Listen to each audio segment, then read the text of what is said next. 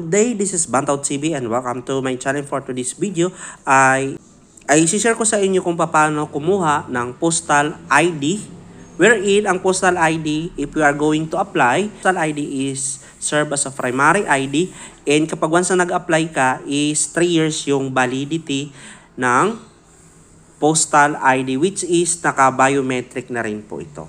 Ito yung guide for postal ID. Anong application requirement sa bagong postal ID? Mas pinadali ang pagkuha ng bagong postal ID, wherein dalawang valid ID lang ang kakailanganin kapag kukuha tayo, dalhin ang mga susunod na original at photocopy. Okay. Proof of identity, alinman sa mga sumusunod. NSO birth certificate mula sa local civil registry o LCR or munisipyo, yung live birth, ay kinakailangan nakuha ng di lalagpas sa 6 na buwan mula sa petsa ng pag-apply ng postal ID. Dalhin ang resibo bilang katibayan. Valid SSS, GSIS UMID card, valid LTO driver's license, valid passport. Number 2, isang proof of address. Isa sa alinman sa mga sumusunod. Barangay certificate of residency, utility bill, kuryente, tubig, telepono, cellphone na nakapangalan sa aplikante. Kung walang alinmang dokumento na nabanggit sa itaas, maaring magdala ng dalawa sa alinman sa mga sumusunod.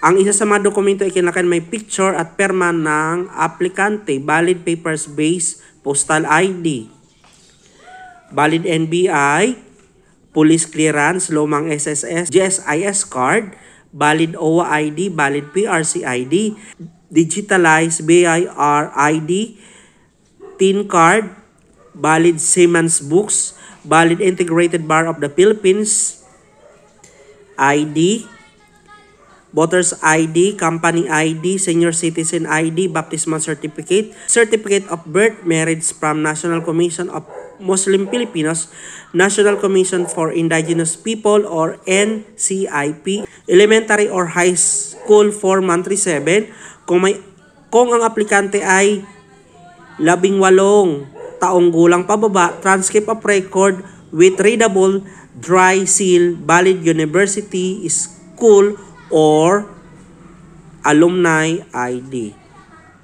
Hoping nakapagbigay ako ng kaalaman kung ano yung mga requirements na kakailanganin kapag kukuha po tayo ng postal ID na PVC, which is valid po siya for 3 years. Okay? Again, 2 valid IDs lang. Halimbawa, meron kang UMID ID and yung isa naman kung meron kang TIN ID.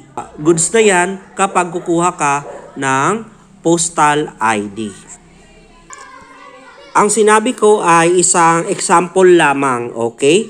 So, sundan nyo lang yung binigay kong instruction kung ano yung mga requirements na nasabi ko sa itaas. And ito yung ating sample application form for postal ID card. So, babasahin nyo na lang yung details dito. Kung ano yung mga data na hinihingi is ilalagay po natin dito. And dito sa baba is that applicant signature or overprinted name. And yan. And dito, kapag once nakapag-fill out ka na, right hand mark at saka right index, yung hintuturo. Hoping nakapagbigay ako ng knowledge in regards sa mga requirements na kakailanganin kapag kukuha po tayo ng application for postal ID. Hanggang sa susunod, kung hindi ka pa nakapag-subscribe sa aking channel, huwag kalimutang mag-subscribe at supportahan yung aking mga ina-upload na video. This is Bantaw TV. See you on my next video.